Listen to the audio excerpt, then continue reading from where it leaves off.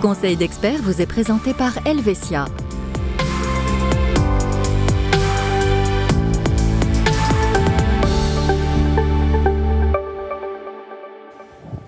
Bonsoir à tous. Certains souhaitent prendre une retraite anticipée, alors que d'autres, au contraire, souhaitent prolonger la durée du travail au-delà de l'âge légal de la retraite. Vous le savez, 64 ans pour les femmes et 65 ans pour les hommes.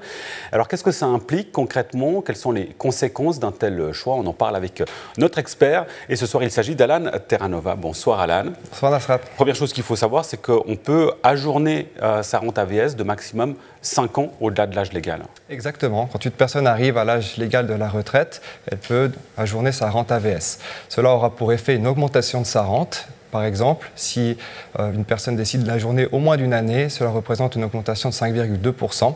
Et si elle désire la durée maximale, comme vous l'avez dit, de 5 ans, ça représente quand même une augmentation de 31,5%. Donc ce n'est pas négligeable et cette augmentation est pour la vie. Alors naturellement, si on reporte la rente AVS, on ne touche pas la rente AVS durant ces années de travail. Du coup, quand est-ce que ça vaut vraiment la peine de le faire d'un point de vue financier? Exactement. Après, je dirais que chaque personne a vraiment des objectifs et des souhaits bien différents.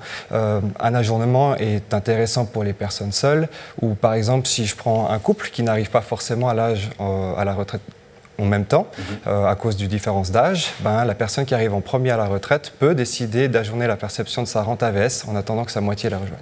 Et là, on parle évidemment du premier pilier avec l'AVS. Qu'en est-il du deuxième pilier, la LPP? Oui, tout d'abord, il vous faut vérifier le règlement de la caisse de pension. C'est ce règlement-là qui déterminera si un ajournement sera possible et avec quels effets.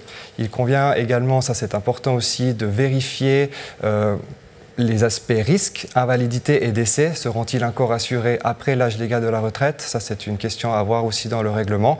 Et la même chose aussi que normalement, les prestations invalidité disparaissent après l'âge de la retraite. Donc les cotisations également de risque sont également moins élevées. Ouais, des éléments importants et ne pas hésiter, si on ne trouve pas tous dans le règlement, de passer un coup de fil au secrétariat de la caisse de pension. Exactement. Effectivement, c'est primordial. Là, on a parlé du deuxième pilier. Quid maintenant, vous me voyez venir, Alan, du troisième pilier? Exactement, le troisième pilier, donc on parle du pilier 3A. Chacun aime, je pense, payer moins d'impôts aussi sur une année, donc le pilier 3 est une très bonne solution pour cela. Pour vous dire, voilà, une personne qui veut continuer son activité lucrative au-delà de l'âge ordinaire de la retraite peut cotiser au pilier 3A, au maximum jusqu'à 69 ans pour une femme et 70 ans pour un homme. Il y a un montant maximum à ne pas dépasser en tant que salarié et affilié à une caisse de pension, c'est un montant de 6 883 francs par an. Et si je prends par contre l'exemple d'un indépendant, donc qui n'est pas affilié à une caisse, lui aura le droit donc, de verser le 20% de son revenu, mais au maximum 34 416 francs par année. Peut-être vous donner un exemple plus concret. Vous avez un revenu de 60 000 francs, le 20% 60 000, 12 000 francs, donc ça vous indique le montant maximum pour la cotisation du 3A pour vous.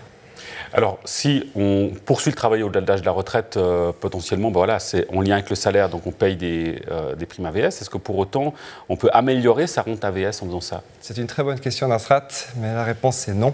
Ça aurait été trop beau. Oui, ça aurait été trop beau, effectivement. Les cotisations après l'âge de la retraite n'ont aucune incidence sur le montant de la rente.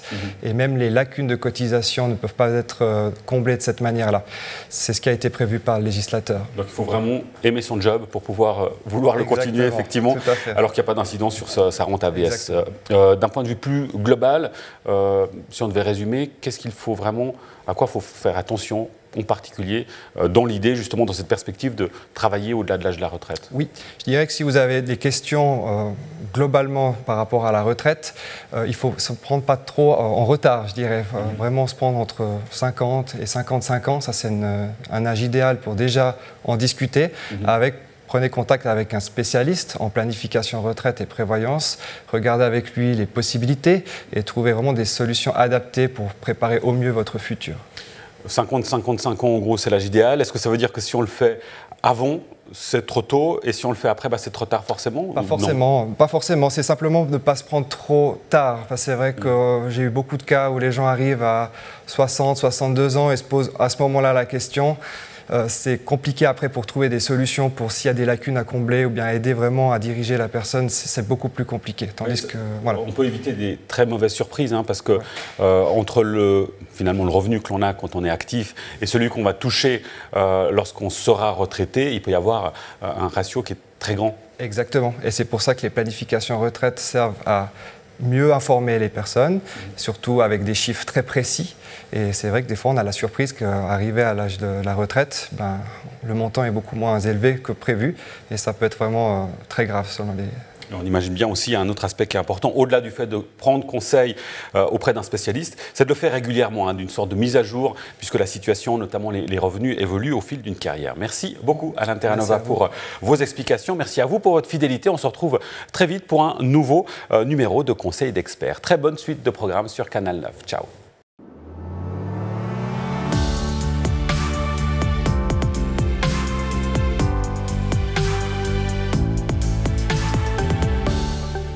Simple, clair, Helvetia.